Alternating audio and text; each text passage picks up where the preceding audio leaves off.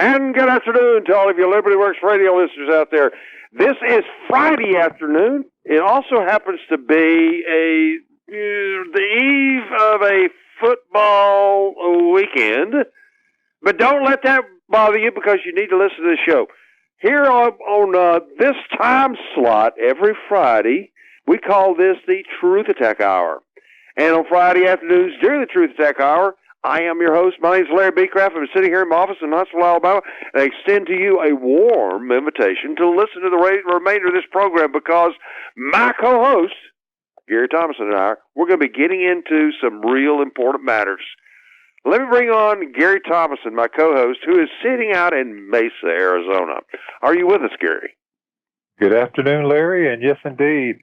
Good afternoon, LibertyWorks listeners. Hey, Larry, you talk about football weekend. There's a lot of stuff going on, not only in the area of the Southeast Conference, but there's a lot of stuff going on about this.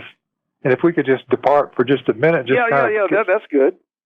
A little current event about the Russia meddling turned out to be Ukraine meddling, and the Ukraine meddling turned out to be part of the Democratic National Convention. Everything the demos complain about, make an accusation against Trump about, they have done. They have, and and about the processing of what they're doing, the manipulation of the media, the manipulation of the stories. There was an article on YouTube, and the guy's a comedian, and when a comedian starts telling the truth, you know that we're in trouble. We got problems. Yeah, but he was, he was pointing out, the corruption that Joe Biden. It goes all the way back to Obama, and I think before it's all over with, do you think it'd be a fair suggestion to say that Obama was probably involved in some of this cash for? Clapper was on this week. Somebody asked him a question on one of the, CNN probably, and he responded, "Hey, look, we were doing what Obama told us to do." Yeah. So it looks like to me, and Rudy Giuliani is correct, this goes all the way to the top to Obama. Yeah. So, and President Trump, he just, you hear negative things about him, but, he's not perfect. But I believe he's my kind of not perfect, that's for sure.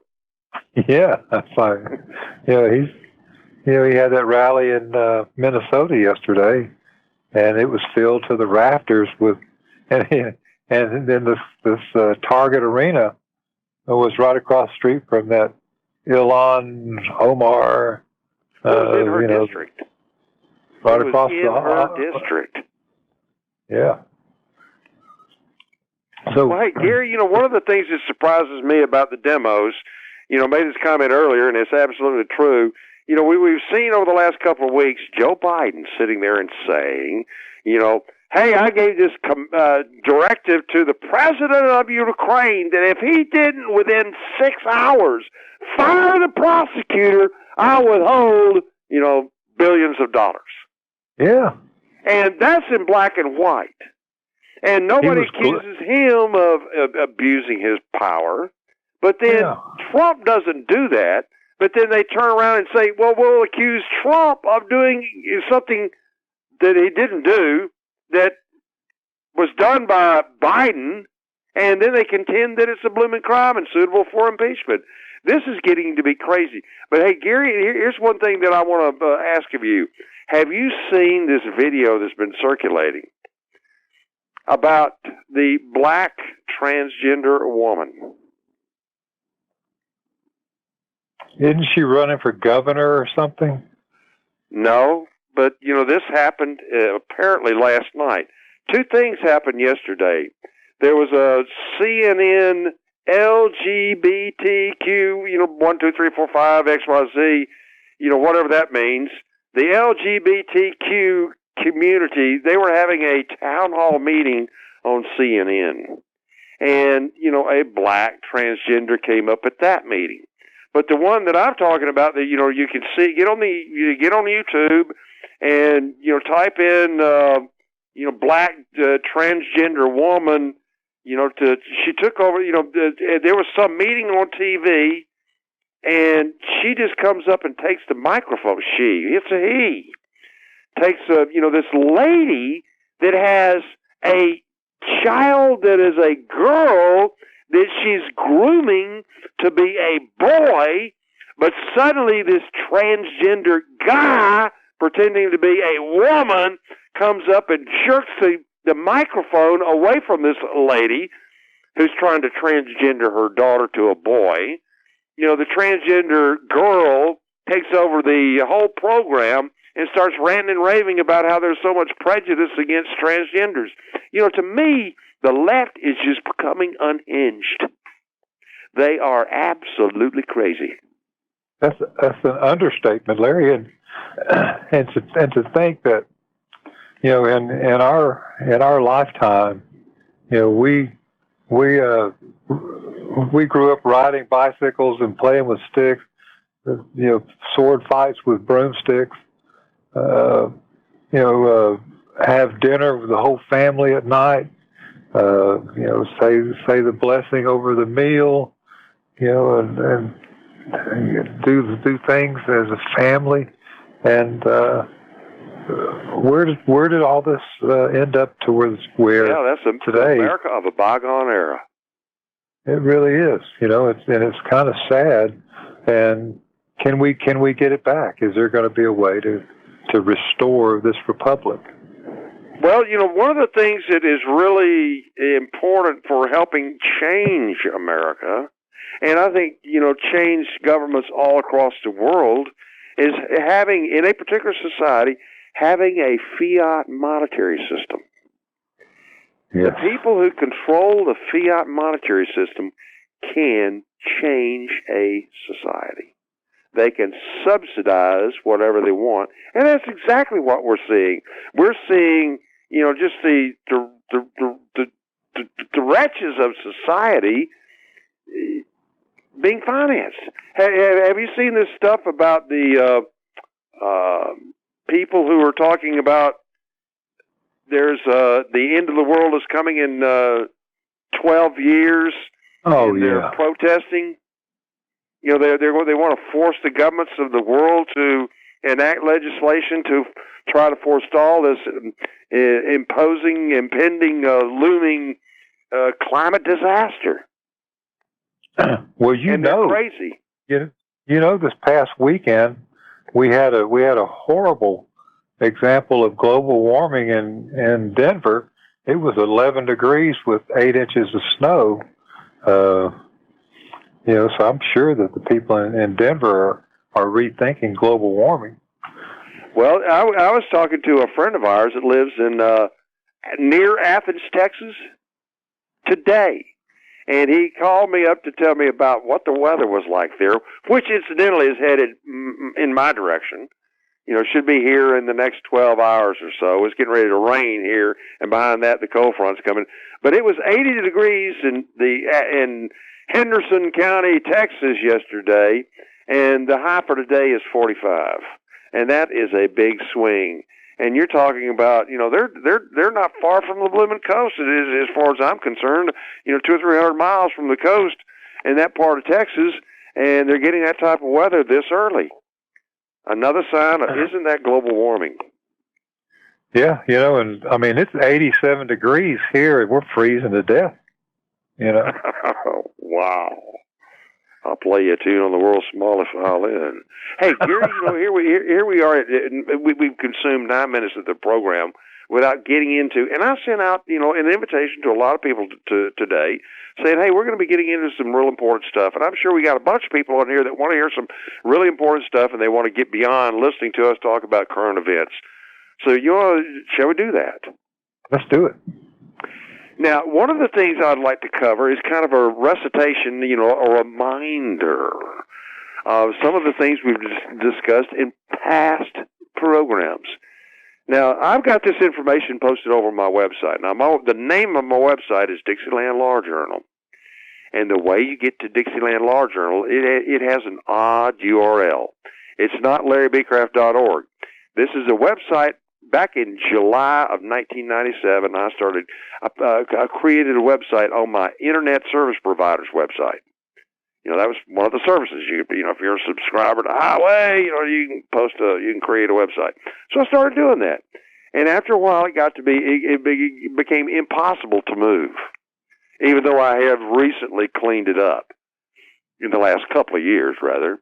But my website is the Dixieland Law Journal. It's posted on my Highway.net, the Internet Service Provider's website. And the way you will find it is simply type into an Internet search engine, don't use Google, Becraft Briefs, or Dixieland Law Journal. Now, when you get over the Dixieland Law Journal, there's, the front page is kind of simplistic. There's not but about links to other pages off the front page. Looks like there's about 7 or 8 different links. Now, the one I want to direct you to is fourth from the top, a link to a page called Taxation.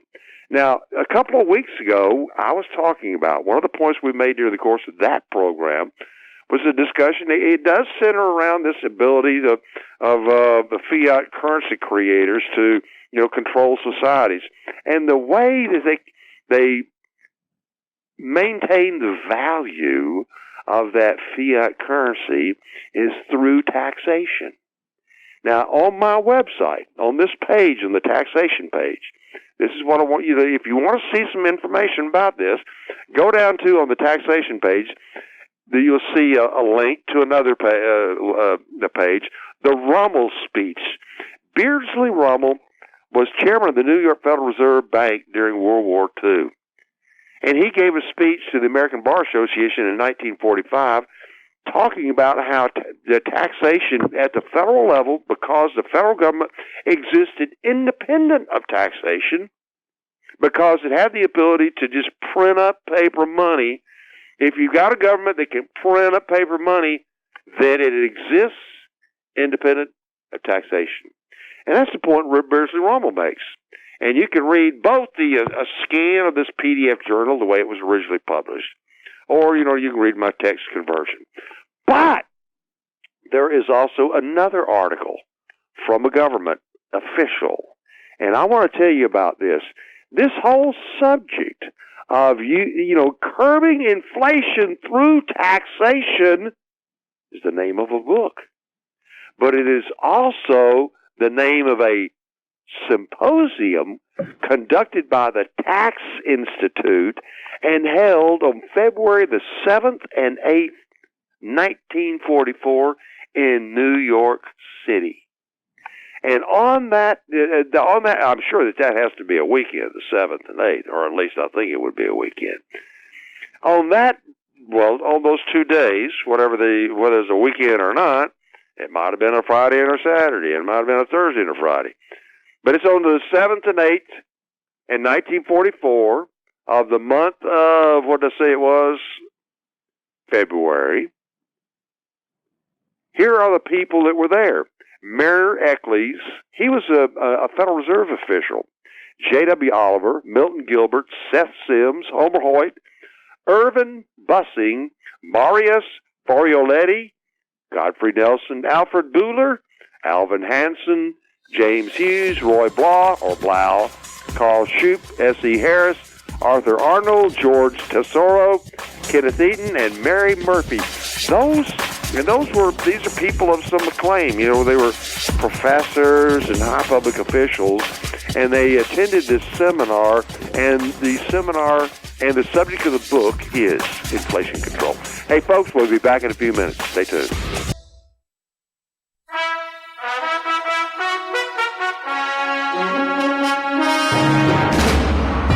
America, born to freedom. The Liberty Revolution is on LibertyWorks Radio Network. Truth in broadcasting. Norman Rockwell didn't create the best in us. He just inspired the best. You've seen the paintings. The Thanksgiving turkey being served at Grandma's. The weathered farmer sending his baby-faced son off to college. Now be sure and write. The wise police officer sitting at the soda bar, talking a young boy out of running away from home. Where are you going, son? Norman Rockwell didn't create the best in us. He just inspired the best. Inspiration. Pass it on. America, born to freedom. The Liberty Revolution is on LibertyWorks Radio Network. Truth in broadcasting.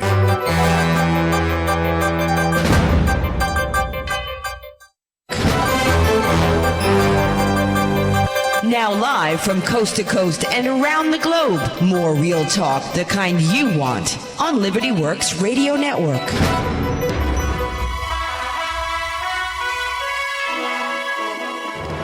And welcome back to this afternoon's edition. Here it is, October the 11th, a Friday. This is the Truth Tech Hour. I made some promises that we would, talk about, to be educational and talk about some real important matters like the constitutional and statutory foundation for federal taxes. And that's the purpose of this program. Now, after I have gone through, I've let you know, to refresh your recollection, about a program we had several weeks ago talking about the, purpose at the federal level of taxation is to control inflation. And you can read articles on my website that say as much, coming from people associated with government. Now let's move on. Our purpose of this program today is to get into the foundation for federal taxation, and particularly the federal income tax.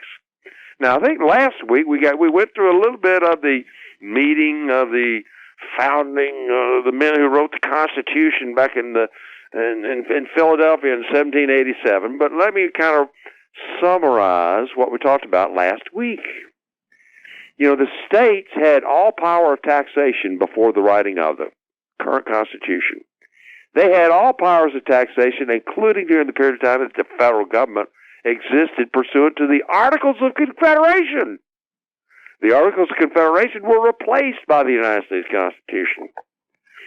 But since the Articles, the government of the United States that existed under the Articles of Confederation lacked a power of taxation, the men who met in Philadelphia in the summer of 1787 decided to give to the federal government that the Constitution was going to create a power of taxation. But there were restraints on the power of taxation. The states got most of their revenue at that time, as well as today, from direct taxation. Uncle Sam was going to be permitted to engage in direct taxation, but on an exceptional basis. They didn't want the federal government to invade the tax resources of the states. So the time in which Uncle Sam could also impose direct taxes on the same subjects that the state governments would be taxing, the tax had to be apportioned. Now, apportionment, here's what I like to describe apportionment as. This is a real good description. Let's say, this is an example that is, within the mind of everybody, that's lived here that was an adult in the last 10 years. Let's suppose, and remember during the Obama administration, they wanted to get some helicopters for the president. And those helicopters were going to cost something like $10 billion. Wow! Helicopters that cost $10 billion. Now, let's say that the federal government was going to get those helicopters at a cost of $10 billion. Let's say also that the money to pay for those helicopters was going to be derived from a direct property tax. How would that operate? Well, let's say that California has 10% of the population of the United States. Consequently, California, with 10% of the population of the United States, will have 10% of the representatives in Congress. So, if a direct tax is imposed by Congress, a state will pay a percentage part of that tax bill, equal to their percentage representation in Congress. So in this situation, since California has 10% of the population of the United States and has consequently 10% of the representatives in Congress, it would pay 10% of this direct property tax, which in our example of the $10 billion for 2 helicopters would be $1 billion. And that's the way a direct tax works. Now, it was envisioned by the men who were in Philadelphia in 1787. It was envisioned that most of the revenue of the federal government would be derived from excises, duties, and imposts. And those types of taxes fall within the general category of being indirect taxes. So the rule for Uncle Sam, for the federal government to impose indirect taxes is simply this, that they must be uniform. And here's what uniformity means. Uniformity means, let's say that Congress passes, as has been done, a tax on gasoline, 15 cents a gallon. I'm just kind of guessing, just like I'm guessing at how much population of the United States is in California. That was a wild guess, about 10%. It's probably more than that. They got a whole bunch of aliens. But getting back around to the gasoline tax, if it's going to be 15%, it's got to be 15 cents in every state in the union. That's geographical uniformity.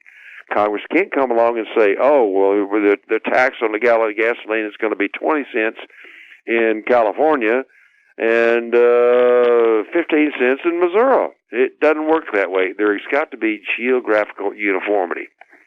Now, that's the way, broadly speaking, that's a description of the taxing powers of Uncle Sam. Now, taxes can be imposed on, virtually anything. And, probably one of the first tests of a federal tax dealt with in the late 1790s, Congress came along and passed a tax on carriages. And that went before the United States Supreme Court. And, as I recall from reading that case, there was probably about, every judge submitted their own opinion in that case. But that tax was justified as being an excise. So there's been over the years, every time a tax comes along, parties that oppose the tax, they're going to come along and say, typically if the tax is going to be uniformly imposed, they're going to be coming along to attack the constitutionality of it by saying, oh, this tax that you think is an excise tax is really a direct property tax and is unconstitutional because it's not apportioned.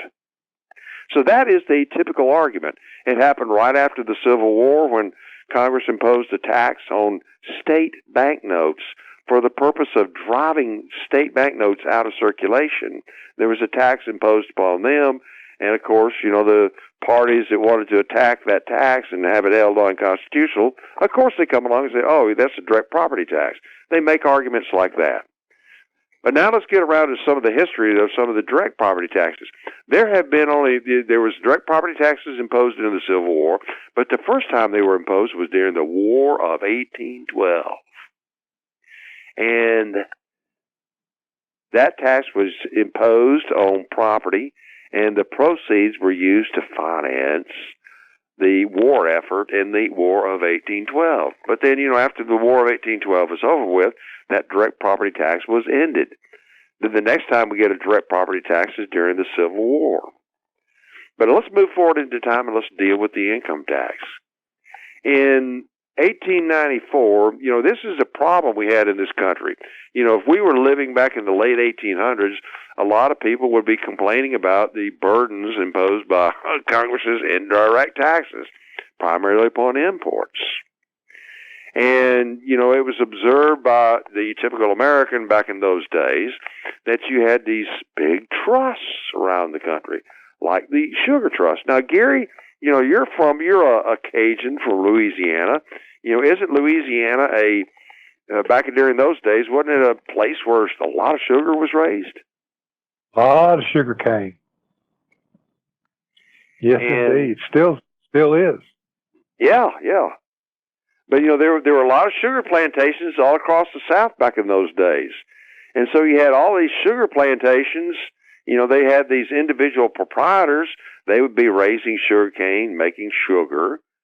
But, they wanted to band together and create, a regulated price, make it a lot more lucrative.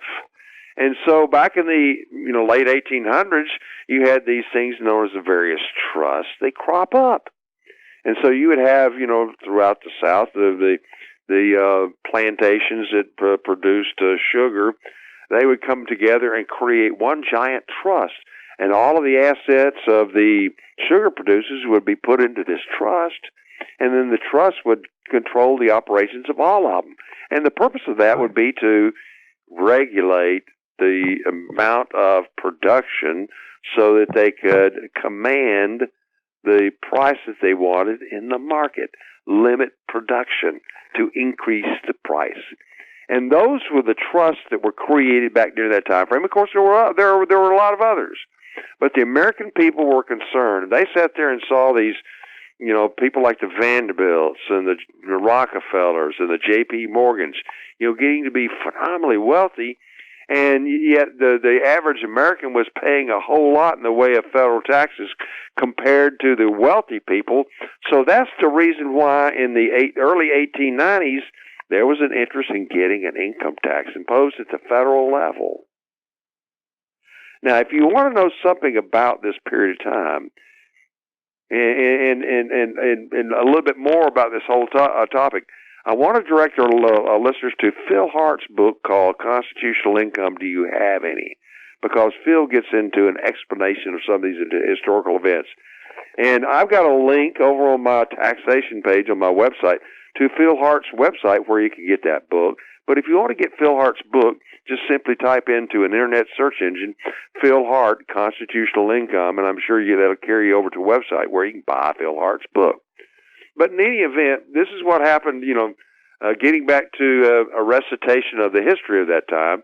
You had these giant trusts that were raking in a lot of money, and the American people were seeing these people like Rockefeller and everybody else getting to be phenomenally rich. Rockefeller would go around and, hey, a dime was a big tip back in those days. And Rockefeller would go run around, and he would make the front page of something like the New York papers. He would be passing out dimes to little boys. And that's what people perceived of the elites back in those days. So they pushed through this effort to get an income tax. So in 1894, Congress comes along and enacts, back in those days, the taxes were raised primarily from tariffs. Tariffs brought in the vast bulk of the proceeds that were used to support the operations of the federal government. So there was this Tariff Act in 1894, but appended to that was this income tax. And the income tax imposed a tax on citizens at home, citizens abroad, persons residing in the United States, and persons not residing in the United States, but engaged in trade or business here in the United States. Those were the subjects of the 1894 federal income tax. So immediately when it was imposed, you had some people, there was a guy by the name of Pollock. He was a stockholder in a bank called Farmers Loan and Trust. And in response to the 1894 income tax imposed by the Congress of the United States, the Pollock's company, Farmers Loan and Trust, was going to file income tax returns. So what does Pollock do? He turns around and he sues the bank in which he had an interest as a stockholder, sues to challenge the constitutionality of the 1894 federal income tax. And that case went all the way to the United States Supreme Court. And in 1894, and again, another opinion in 1895, in response to a petition for rehearing, in that case, the Supreme Court of the United States came along and said, look, income is a part of, it's an appendage to, basically, some underlying property. Now, in this situation, in the Pollock case, it was, one of the things at issue was a mortgage. Now, mortgage is just, a bank makes a loan to a borrower. It gets back a note and a mortgage upon real property. Well, the real property, in essence, is the asset, and it produces both principal payments and income, the interest. And so the Supreme Court said, hey, look, interest or income is, a part of the property. And so the Supreme Court reached this ultimate conclusion. At the federal level, for the federal government to tax income, it's the same as taxing property, and that requires a direct tax. Hey, folks, there's music in the background letting us know we're coming up on our last break. We'll be back in a few minutes. Stay tuned. And welcome back to the final segment of this afternoon's edition of A Truth Attack Hour. As I've stated repeatedly, the purpose of this afternoon's program is to present a history, so to speak, of the constitutional foundation for federal taxes, and particularly the federal income tax.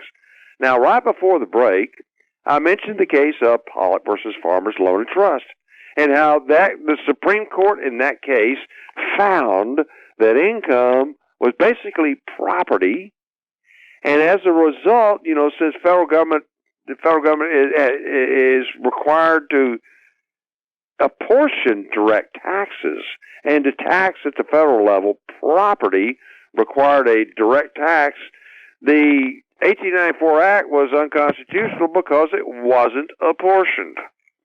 Now, as a result of the decision in that case, over the next 20 years, there was an effort to come along and amend the United States Constitution so as to authorize Congress to impose an income tax that would, there would be some constitutional justification for it. And here's the way that this came about.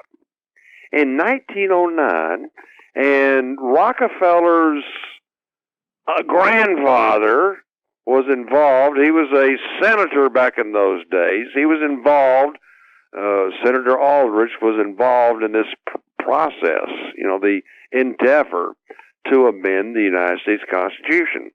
Now, the United States Constitution authorizes amendments.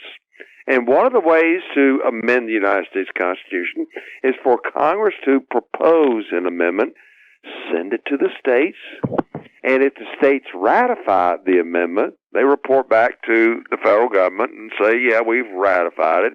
And once a sufficient number of states have done that, then the Constitution has been amended. Now, back in those days, this process involved, you had to have legislation coming from Congress, and the Secretary of State would be the official that would communicate with the states regarding the ratification process. So in 1909, Senator Aldrich and his buddies, they came along and they proposed Senate Joint Resolution 39 in an effort to get the authority to Congress, the constitutional authority to impose a federal income tax. Now, what they did with Senate Joint Resolution 39 was to actually amend the taxing provisions of the United States Constitution. Senate Joint Resolution 39 said, we are hereby amending, Article 1, Section 8, clause such and such, in the following manner. But this effort to expressly amend the United States Constitution's taxing provisions was rejected by Congress. So Senate Joint Resolution 39 failed. Now, this is real important when you get around to determining, the intent and and the meaning of a constitutional amendment or the meaning of any legislation, how it wins its way through a legislative body, it can be used, that process can be used to determine what the intent of the legislature was. And so here you have Congress coming along and rejecting the express proposed amendment that would actually amend the Constitution. So in its place, they proposed Senate Joint Resolution 40. And Senate Joint Resolution 40 said, Congress has the power to lay collect taxes on incomes from whatever source derived without apportionment among the several states and without regard to any census or enumeration. Now, the 16th Amendment, that's the language of the 16th Amendment. Where does it come from? It comes from Senate Joint Resolution 40. Now, the federal Secretary of State back in those days sent to each of the state legislatures a copy of this, resolution of Congress proposing an amendment to the United States Constitution. And the Secretary of State asked the states to either approve or reject the amendment and let him know what each state did. Now, the Constitution can be amended through this process if 3/4 of the states agree. Now, in 1984, Bill Benson engaged in a year-long project to go to all the states in the Union to check out how the 16th Amendment was acted on by the state legislatures. And he found a whole bunch of defects. And he also found some material in the archives in Washington, D.C. He was up there in the summer of 1984 and discovered by going into archives, whoa, here's some real important documents. It was all the documents that the states had sent to the federal government, and there was a big old thick book that cataloged, contained all of the documents that related to the ratification of the 16th Amendment. Now, in 1985, Bill Benson published a book called The Law That Never Was, and it outlines the procedures, that the states undertook to allegedly ratify the 16th Amendment. Now, Bill Benson's position is this. The 16th Amendment, if you're looking at it from a technical legal viewpoint, it failed of ratification because there was not enough states to have ratified it. Now, here's some of the problems that Bill Benson found. Kentucky is reported as having ratified the 16th Amendment, and they did it on a particular date in 1911. Well, when you go consult the legislative journals for that date, one of the legislative bodies in Kentucky, they voted 9 in favor of the amendment and 22 opposed. And Bill used to, when he would travel the country talking about the 16th Amendment, since when does 9 become greater than 22? That was the Senate in Kentucky. The Senate voted against it. Yet, a public official in Kentucky, a year later, sent some information to Flatter Knox in Washington, D.C., asserting that Kentucky had ratified the 16th Amendment. So there you got one, the Flatter Knox on February 25th of 1913 proclaimed the 16th Amendment as having been ratified. And there was a bare majority. It took 36 states to ratify the 16th Amendment that date. And there were, I think, 39 that were proclaimed by Flatter Knox as having ratified. So you can strike off Kentucky and you can strike off several other states, like, for example, Oklahoma. The 16th Amendment, apparently, when you read it, is supposed to eliminate the requirement to apportion, an income tax. Well, Oklahoma amended Senate Joint Resolution 40 that was sent to them so as to require still that an income tax be imposed with regard to apportionment. So you have defects like that Bill found that became the basis for the argument that, the 16th Amendment, which is essential for a uniform income tax at the federal level to be imposed today. So what happened with this argument? Bill had wrote a book, The Law That Never Was, which outlines each state's efforts to, do something with the 16th Amendment, the Senate Joint Resolution 40, which Flatter Knox had sent to each state. Bill's argument is that there was less than 36 states to ratify the 16th Amendment, and therefore it is not an amendment to the United States Constitution. But let me briefly describe for you what happened in reference to that endeavor. We litigated that a lot. There was Jeff Dixon and I, we filed a lot of lawsuits, and, motions to dismiss in federal court and criminal cases, arguing that the 16th Amendment hadn't been ratified. And the court said, no, we're not going to touch this issue with a 10-foot pole. This is a problem that only Congress can address. The federal courts cannot address the question of the ratification of the 16th Amendment. So that's what happened with the 16th Amendment issue. Now, we've only got a few minutes left in this program, and I need to finish addressing, this, because next week we're going to be getting into the statutory foundation for the federal income tax. The various acts that Congress has passed pursuant to the 16th Amendment, pursuant to its taxing powers of the United States Constitution. But once the 16th Amendment was proclaimed by Philander Knox on February 25th of 1913 as having been ratified, in October of 1913, Congress comes along and passes the first income tax pursuant to the 16th Amendment. Well, just like what happened in 1894 with Brewshaber's lawsuit, with Pollock's lawsuit against Farmers Loan and Trust, this time around, a guy by the name of Brewshaber, who was a stockholder in the Union Pacific Railroad, he turns around and does the same thing that Pollock did. He sues the Union Pacific Railroad and makes the argument that the income tax was still unconstitutional, notwithstanding the 16th Amendment. So there was a lawsuit started in the early part of 1914, after the 16th Amendment had been proclaimed as ratified, and after Congress had enacted the October of 1913 Revenue Act of 1913. It was a tariff act, that had an income tax. Well, that lawsuit went all the way to the United States Supreme Court, and in early 1916, in a case called Brewshaber versus Union Pacific Railroad, Justice White wrote a unanimous opinion for all the judges on the Supreme Court, finding that the 16th Amendment authorized that income tax. However, the Supreme Court said, look, even though they don't mention in the Brewshaber case the problem regarding Senate Joint Resolution 39 and Senate Joint Resolution 40, it's obvious that the court knew about that.